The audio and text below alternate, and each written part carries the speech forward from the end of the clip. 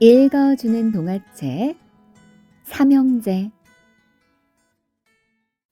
옛날 어느 마을에 삼형제가 살고 있었어요.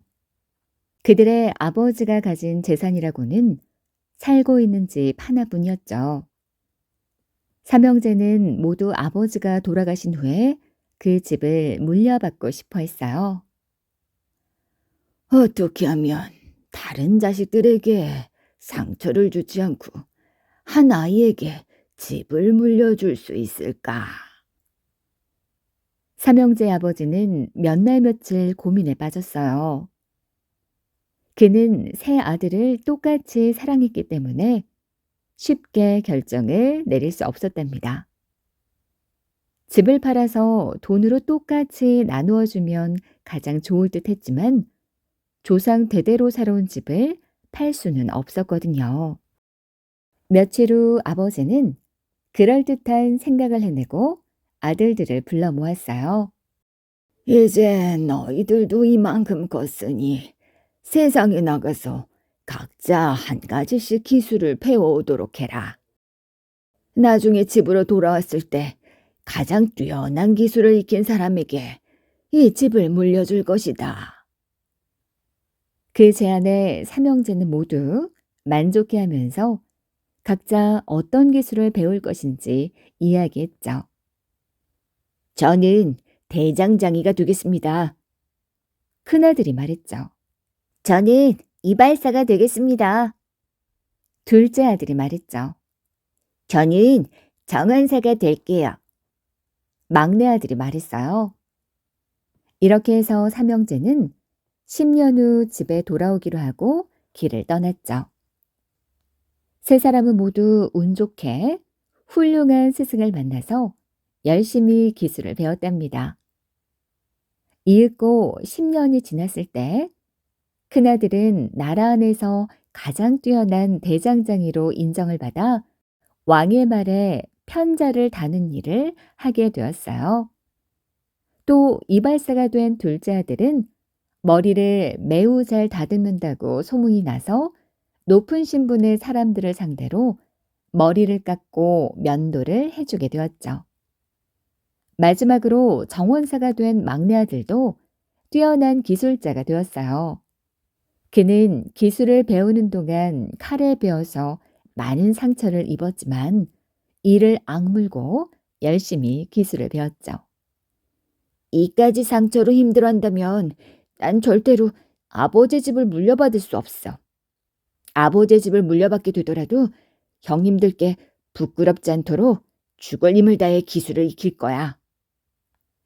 막내 아들은 10년 동안 하루도 쉬지 않고 기술을 익혀 마침내 최고의 정원사가 되었어요. 약속한 대로 10년이 흐른 뒤 삼형제는 집으로 돌아왔죠. 아버지는 새 아들을 반갑게 맞아들이며 각자 배운 기술을 선보이도록 했어요. 삼형제가 어떤 방법으로 자신들의 기술을 선보일지 고민하고 있을 때 마침 산토끼 한 마리가 마당을 가로질러 달려갔죠. 그러자 둘째 아들이 급히 소리쳤어요. 아버지, 제가 먼저 기술을 보여드릴게요. 둘째 아들은 나머지 식구들이 지켜보는 가운데 자신의 찬 얼굴로 재빨리 손을 움직이기 시작했어요. 그는 그릇과 비누를 가져온 다음 산토끼가 마당을 지나가기 전에 거품을 만들었죠. 그리고 산토끼 옆으로 쏜살같이 달려가서는 토끼처럼 깡충깡충 뛰면서 비누 거품을 칠하고 계속해서 깡충거리며 산토끼의 짧은 수염을 잘라냈어요. 둘째 아들은 산토끼와 함께 정신없이 깡충대면서도 작은 상처 하나 내지 않고 깔끔하게 일을 끝냈답니다. 대단한 실력이구나. 너는 충분히 이 집을 물려받을 자격이 있다. 아버지는 만족스러워하며 말했죠. 그때 한 남자가 마차를 몰고 빠른 속도로 달려왔어요. 그것을 본 큰아들이 앞으로 나서서 외쳤죠. 아버지, 이번엔 제 기술을 보여드릴 차례예요. 그나들은 말을 마치자마자 마차를 쫓아가더니 달리는 말에 네 발에 달린 편자를 떼어내고 곧바로 새 편자를 달았어요. 그러는 동안 마차는 속도가 전혀 줄지 않았고 말도 전혀 멈춰선 순간이 없었죠. 큰아들은 말과 함께 달리면서 귀신같이 빠른 손놀림으로 순식간에 일을 끝낸 것이었어요. 정말 놀라운 실력이구나. 둘 중에 누구 기술이 더 뛰어난지 도저히 판가름을 하지 못하겠다. 아버지는 만족스러워하면서도 한편으로는 난처한 표정을 지어 보였죠. 그러자 막내 아들이 나서서 말했어요. 아버지, 제가 가진 기술도 보셔야죠. 막내 아들은 정원을 손질할 때 쓰는 칼을 꺼내 들었어요. 그때 마침 비가 내리기 시작했죠. 막내 아들은 기다렸다는 듯이 머리 위에서 칼을 이리저리 휘둘렀어요. 정원의 나무를 손질할 때와 똑같은 모습이었죠. 그런데 놀랍게도 그가 칼을 휘두르는 동안 그의 머리 위에는 빗물이 한 방울도 떨어지지 않았답니다. 빗줄기는 시간이 지날수록 점점 더 굵어지더니 나중에는 양동이로 퍼붓듯이 쏟아졌어요. 그런데도 칼을 쉴 새 없이 휘두르는 막내 아들의 머리 위에는 여전히 빗물이 떨어지지 않았죠. 그의 놀라운 기술에 아버지와 두 형은 고개를 절레절레 흔들며 놀라워 했죠. 막내야.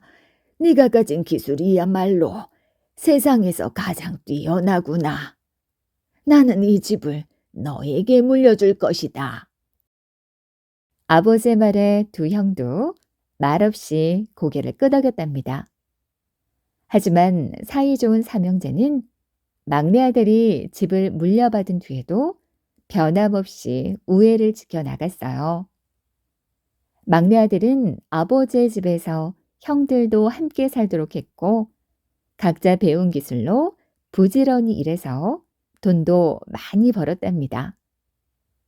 삼형제는 아버지가 먼저 세상을 떠난 뒤에도 오랫동안 그 집에서 행복하게 살았어요. 세월이 흘러 큰아들이 병에 걸려 먼저 죽자 나머지 두 형제도 슬픔을 못 이겨 뒤따라 죽었답니다.